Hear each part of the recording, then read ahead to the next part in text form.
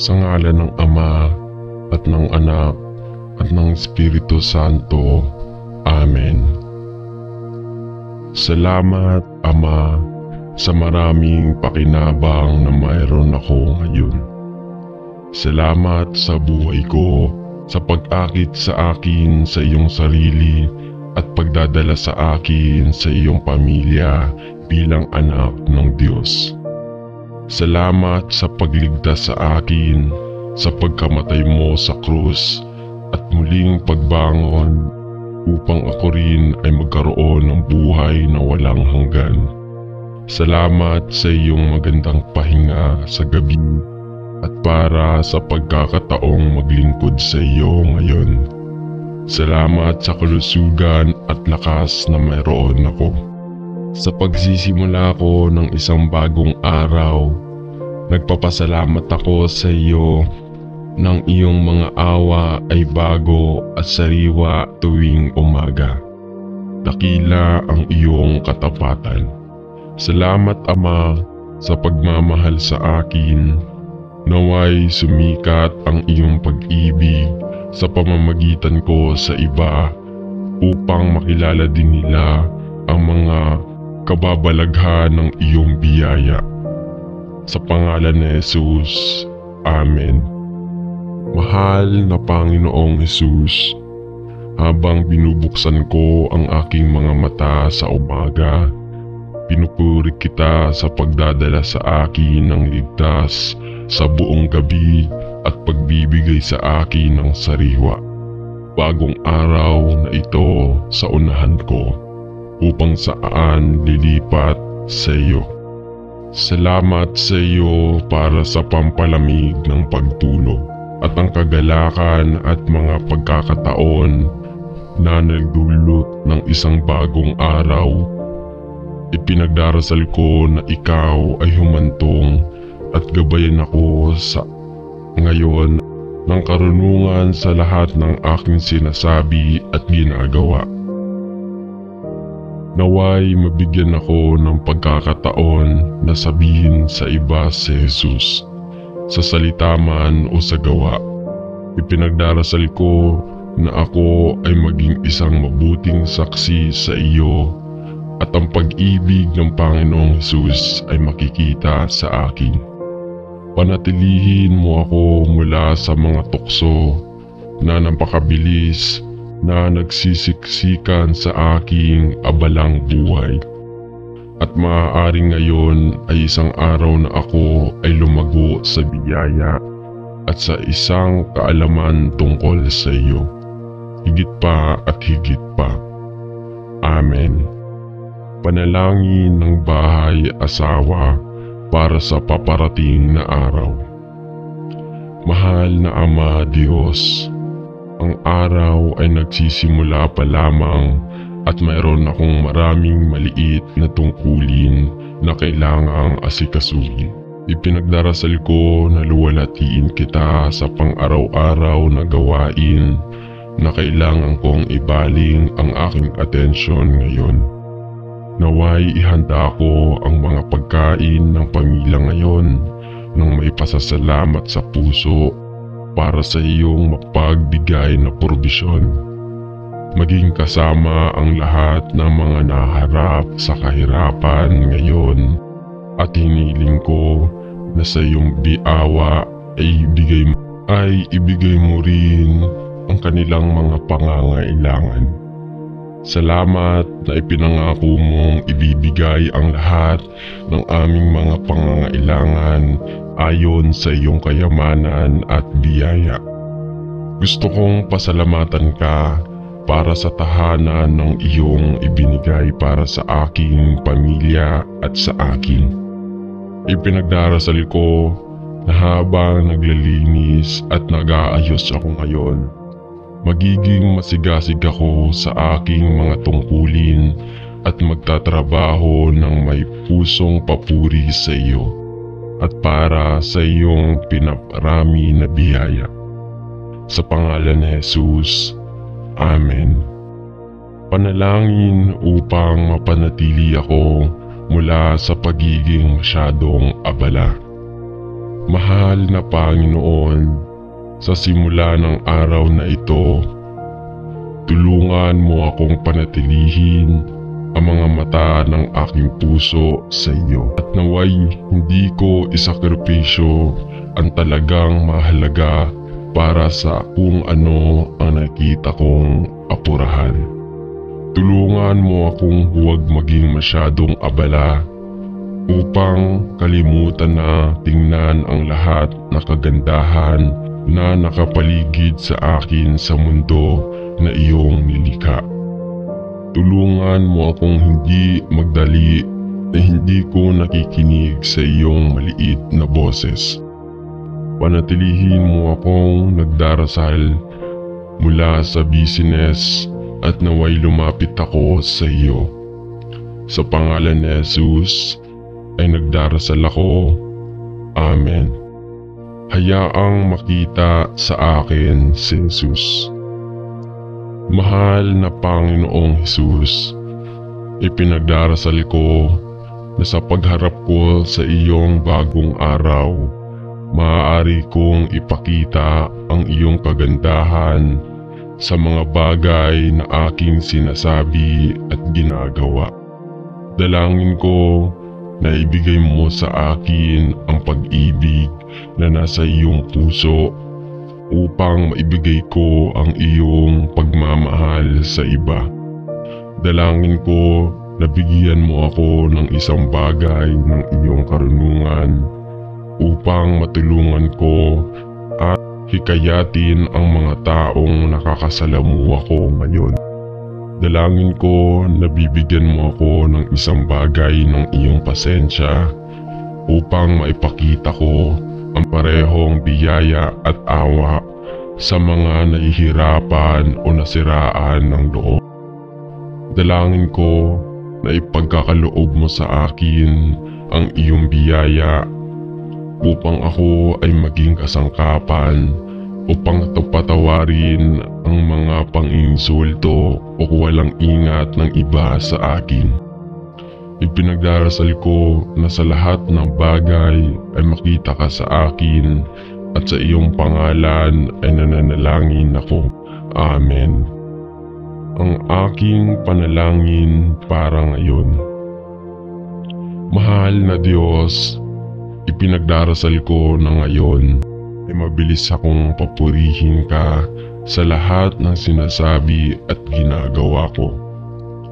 At mabagal na punahin, ipinagdarasal ko na mabilis akong hikayatin ang iba sa halip na magreklamo. Ipinagdarasal ko na maging mabagal akong magalit o masiraan ng loob at naway magkaroon ako ng pusong mabilis magpatawad at hindi umuna o humatol. At Diyos, ipinagdarasal ko na maging bukas palad din ako sa aking pagbibigay at hindi makasarili sa mga bagay sa akin. Pagkaloob mo rin sa akin ngayon na maging isang tunay na pampatibay loob sa lahat ng aking nakilala. At tulungan akong ilayo ang aking dila sa anumang hangal na salita na maaari makapinsala o makapagpahina ng loob. Salamat sa buhay na ibinigay mo sa akin ngayon. Dalangin ko na magdala ako ng karangalan sa iyong pangalan ngayon. Sa pangalan ni Jesus. Amen. Lakas upang mabuhay ang isang buhay na nakalulugod sa Diyos. Tulungan mo ako, Panginoon, na gumising tuwing umaga na ang mga mata ng aking puso ay nakatingin kay Jesus at ang mga iniisip ng aking isipan ay nakatuon sa Kanya. Ipinagdarasal ko na maibigay ko ang lahat ng tungkulin ng araw sa iyong mga kamay upang ang iyong kamay ay nangunguna at magabayan ako sa lahat ng desisyon na aking ginagawa. Paganahin akong lumapit sa araw na ito nang may pananabik na gawin ang mga bagay na nakakalugod sa iyo. Isang pagpayag na harapin ang mga paghihirap na maaaring tumawid sa aking landas ngayon at karunungan upang sabihin ang katotohanan sa pag-ibig. Bigyan mo ako ng pasensya sa lahat ng maaari kong matugunan ngayon. Ilayo mo ako sa mga hangal na salita at naway magpakita ako ng pagpipigil sa sarili at karunungan sa lahat ng mga pangangailangan na maaari kong makaharap habang tumatagal ang araw. At panatilihin mo ako sa perpektong kapayapaan sa buong araw na ito, habang ang aking isip ay nananatili sa iyo. Tinatanong ko ito sa pangalan ni Jesus. Amen. Lakas upang mabuhay ang isang buhay na nakakalugod sa Diyos.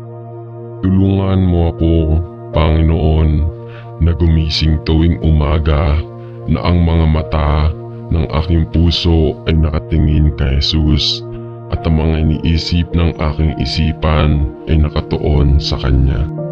Ipinagdarasal ko na maibigay ko ang lahat ng tungkulin ng araw ng iyong mga kamay, upang ang iyong kamay ay nangunguna at magabayan ako sa lahat ng desisyon na aking ginagawa.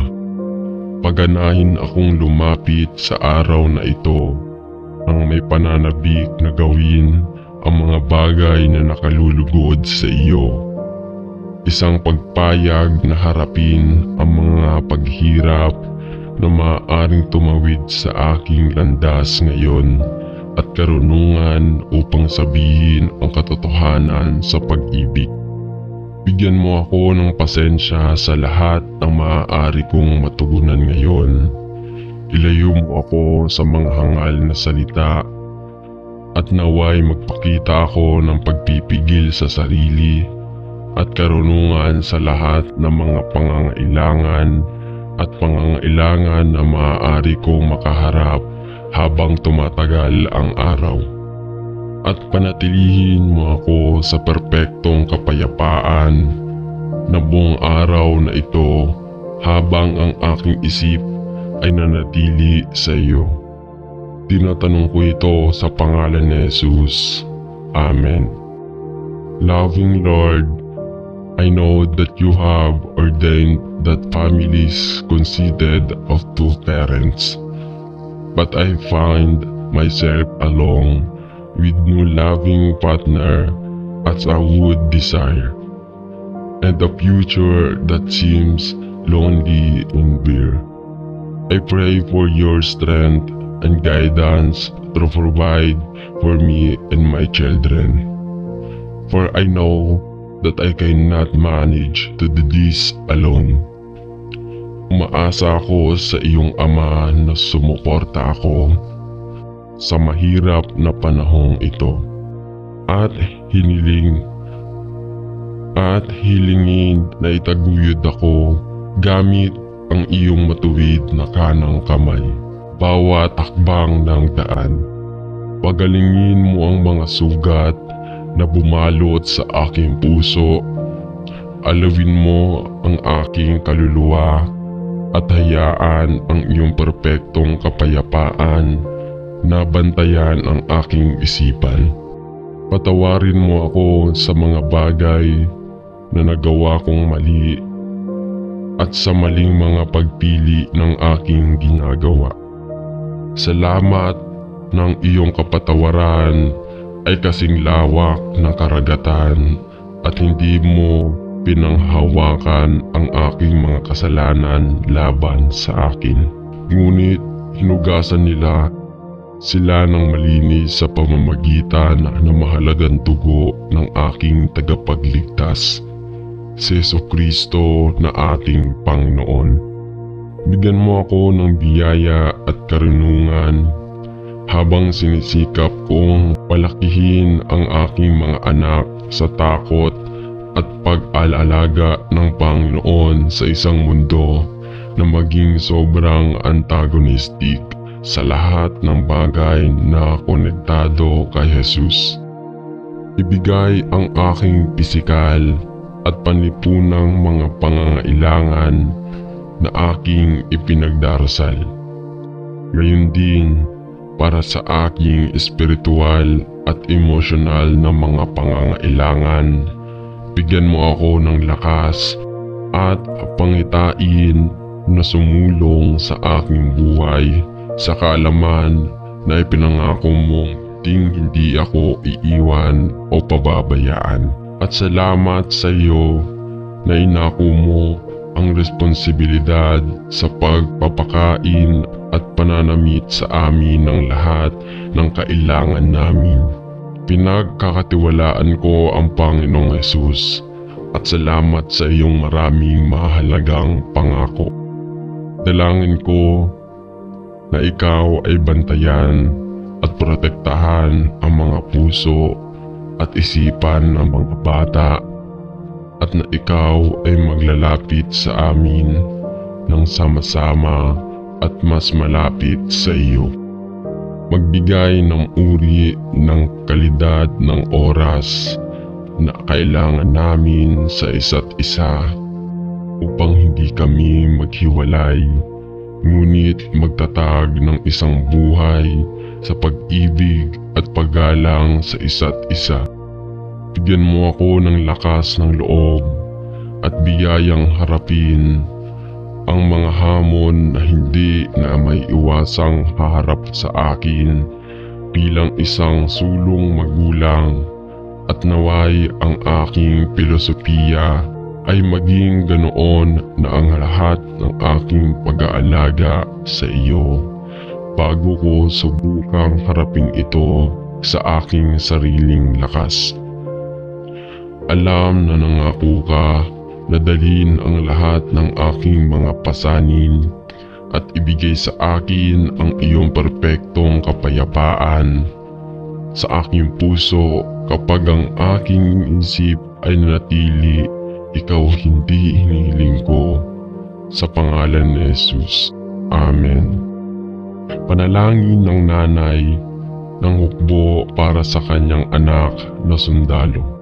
Ama sa langit, kung paano kita pinasasalamatan sa kagalakan na natagpuan ko sa anak na ito na ibinigay mo sa akin. At kung gaano kabilis lumipas ang mga taon at siya ay naging isang tao at isang sundalo, magpapasalamat ako sa iyo para sa kagalakan na nararanasan ko habang pinapanood ko siyang lumaki.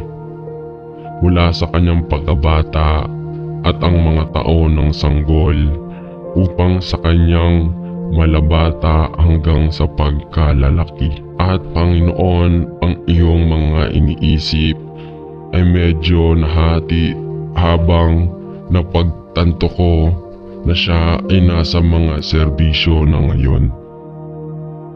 Isang lalaking tinawag upang maglingkod sa kanyang bansa at kababayan sa mahalaga at hindi tiyak na posisyong militar na ito.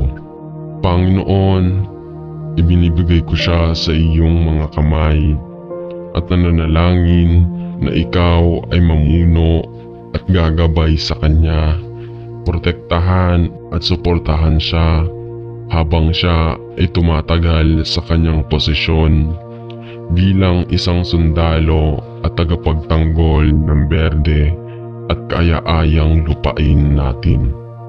Ama, alam ko na siya ay hindi palaging bilang malapit sa iyo tulad ng gusto ko. Ngunit ipinagdarasal ko na gagamitin mo ang oras na ito sa hukbo bilang isang pagkakataon upang iguhit siya pabalik sa iyong sarili at i-renew ang kanyang pangako sa iyo. Ipinagdarasal ko na siya ay lumago sa biyaya at sa isang kaalaman tungkol kay Jesus. Alam na ang lahat ng nasa Kristo ay walang dapat ikatakot sa kasalukuyang masamang mundong ito. Dahil tayo ay isa kay Kristo. Sa iyong mga kamay ay pinagkakaloob ko ang aking anak sa pangalan ni Jesus. Amen.